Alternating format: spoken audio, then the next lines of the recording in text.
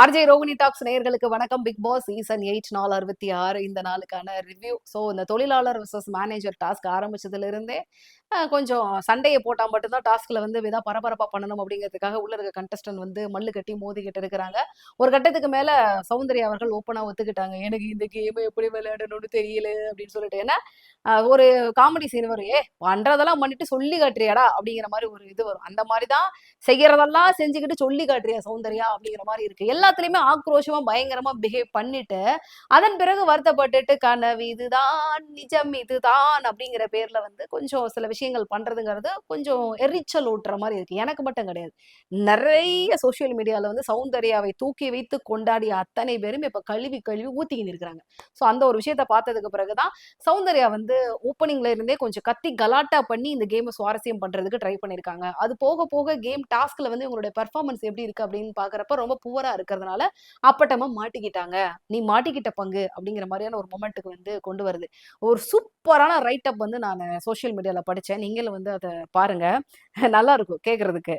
ஏதாவது சீன் போடணும், தொண்டை கிளிய கத்தணும், ப்ரோமோல வரணும். அப்புறம் கொஞ்ச நேரத்துல வடக்குல இருந்து தெற்கு நோக்கி ஒரு ரன்னிங் டான்ஸை போட்டு குழந்தை போல காமிச்சுக்கணும். நடு வீட்டுல தரையில மல்லாந்து படுத்துக்கணும். சோஃபால தலைகீழா கடந்து பாட்டு பாடி கியூட்னு பேர் வாங்கணும். அப்பாவி போல மூஞ்ச வந்து இப்படி வச்சுக்கணும்.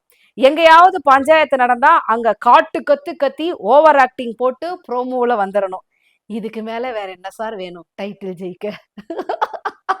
இந்த பால் விளம்பரத்துல இதுக்கு மேல என்ன சார் வாழ்க்கை வேணும் அப்படிங்கிற மாதிரிதான் சௌந்தர்யாவுடைய செயல்பாடுகள் எல்லாமே இருக்கு. எவ்வளவு அழகா நோட் பண்ணி கொடுத்துருக்காங்க.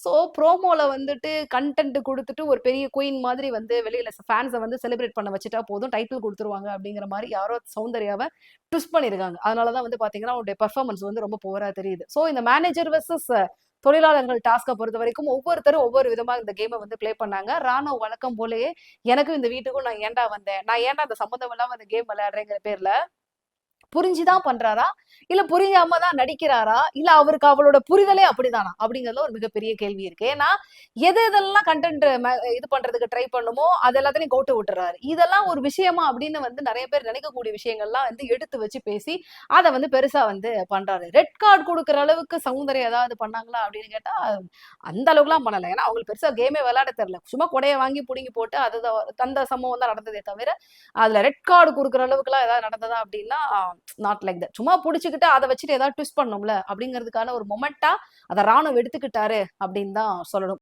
இந்த வாரம் தொழிலாளர் வெர்சஸ் மேனேஜர் டாஸ்க்ல பெஸ்ட் பெர்ஃபார்மர்ஸா வந்து யாரெல்லாம் வந்து தேர்ந்தெடுத்திருக்காங்க அப்படின்னு பாத்தீங்கன்னா நம்ம முத்துக்குமரன், அதன் பிறகு ஜாக்கலின், அதற்கப்புறம் வந்து விஷால். இன்னும் குரூப்ல டூப் மாதிரி இருக்கு அப்படின்னு நினைக்காதீங்க, அவரையும் தேர்ந்தெடுத்திருக்காங்க. ஒஸ்ட் பெர்ஃபார்மர்ஸா வந்து பாத்தீங்கன்னா பவித்ரா அண்டு நம்ம வீட்டுடைய இந்த வாரத்திற்கான கேப்டன் ரஞ்சித் அவர்களையும் வந்து எடுத்திருக்காங்க. ஸோ எப்படி அப்படிங்கறதெல்லாம் அப்புறமா அப்படி இப்படி நம்ம பாத்துக்கலாம். அப்புறம் டைரக்ட் நாமினேஷன் வந்து ஒருத்தர் பண்ணிருக்காங்க. யாருன்னா ராணுவ். கொஞ்சம் நெஞ்ச ஆட்டமா ஆடின இறுதி உடனே டைரக்ட் நாமினேஷன் பண்ணி விடலாம் அப்படின்னு சொல்லிட்டு அவரை டைரக்ட் நாமினேஷன் பண்ணி விட்டுருக்காங்க. ஸோ வீக்கெண்ட் எபிசோட பொறுத்த வரைக்கும் விஜய் சேதுபதி அவர்கள் போன வாரமே வந்து ஒரு ஜோன்ல இருந்தார்.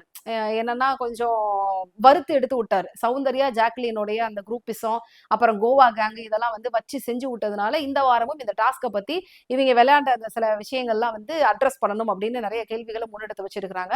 அதுல முக்கியமான ஒரு விஷயத்த, அதாவது ரஞ்சித்தோடைய லைட்டா அவருடைய முகம் வந்து வெளியில தெரிஞ்சிருக்கிறதுக்கு சௌந்தர்யாவை வந்து மூஞ்சியில வச்சு தேய்க்கணும் அப்படின்னு ஒரு வார்த்தையை வந்து சொன்னார். இந்த டாஸ்க்ல வந்து சுத்தினே இருக்கிறப்போ சொன்னாரு.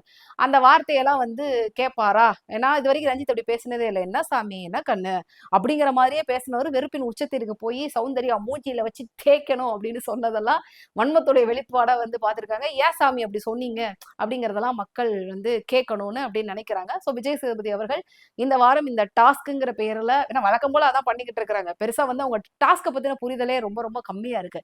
நான் என்ன சொல்றேன்னா பிக் பாஸ் டீமை பொறுத்த வரைக்கும் இங்க நான் உட்காந்து ரிவ்யூ பண்ணிடுவேன், அது ஒரு பெரிய விஷயம் கிடையாது. ஆனா அங்க உள்ள போய் அவங்க விளையாடுறதுக்கான சுச்சுவேஷன்ல நீங்களோ நானோ இருந்தா மட்டும்தான் அதோட எவ்வளவு சிரமம் அப்படிங்கிறது தெரியும். ஏன்னா 65 கேமரா உங்களை பாத்துக்கிட்டு இருக்கு. நீங்க உங்களுக்காகவும் இருக்கணும், ஊருக்காகவும் இருக்கணும், அப்ப நிதானமாவும் இருக்கணும், அவங்க டாஸ்க்ல கண்டென்ட்டும் கொடுக்கணும் அப்படின்னா எவ்வளவு கஷ்டம். கஷ்டம் தான், இல்லைன்னு சொல்லல. ஆனா அவர்கள் புரிதலுக்கு ஏற்றவாறு சில டாஸ்க்குகள் வந்து கொடுக்கறதுங்கிறது பெட்டரா இருக்குமோ அப்படின்னு தோணுது. அது இல்லாம அவங்களை புரிஞ்சுக்கிறதுக்கே திணறக்கூடிய டாஸ்க்குகளை கொடுக்கறதுனாலதான்.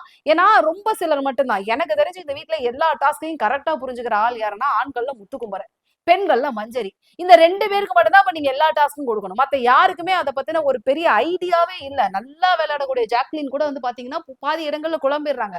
சௌந்தர்யாவுக்கு ஒரு 4 நாள் கழிச்சு தான் நம்ம ஏன்டா அப்படிலாம் பண்றோம் அப்படிங்கிறது தெரியுதுங்கிறதுனால அவர்களுடைய புரிதலுக்கு ஏற்றவாறு சில டாஸ்க்கள் வந்து வடிவமைத்து கொடுப்பது அப்படிங்கிறது சால சிறந்தது அப்படிங்கிற ஒரு ரெக்வஸ்ட் வந்து உங்ககிட்ட நான் முன் வச்சுக்கிறேன். ஸோ வீக்கெண்ட் எபிசோடு இந்த வாரம் நிறைய பேர் எதிர்பார்த்தாங்க. மிட் வீக்ல ஒரு எவிக்ஷன் இருக்கும், அதுக்கப்புறம் வந்து டபுள் எவிக்ஷன் இருக்கும் அப்படிங்கிற மாதிரிலாம் ரொம்ப ஆசைப்பட்டாங்க. அதை தாண்டி இந்த வாரமும் ஆப்வியஸ்லி நீங்கள் ஆர்வமோடு எதிர்பார்த்திருந்த டபுள் எவிக்ஷன் வந்து காத்துக்கிட்டு இருக்கு. அது யாரு, என்ன, எதற்காக, அப்புறம் விஜய் சேதுபதி அவர்கள் நம்ம மனசுல இருந்த பல விஷயங்கள் எல்லாம் நாளைக்கு எபிசோட்ல கேட்கறாரா, இல்ல எதையெல்லாம் கேட்காம அப்படியே விட்டுட்டாரு அப்படிங்கிறதுக்கான பல அப்டேட்டுகளோட நான் உங்களை மறுபடியும் பிக் பாஸ் ரிவ்யூல மீட் பண்றேன். நீங்க மறக்காம சேனலை லைக் பண்ணுங்க, ஷேர் பண்ணுங்க, சப்ஸ்கிரைப் பண்ணுங்க, சப்போர்ட் பண்ணுங்க. நன்றி.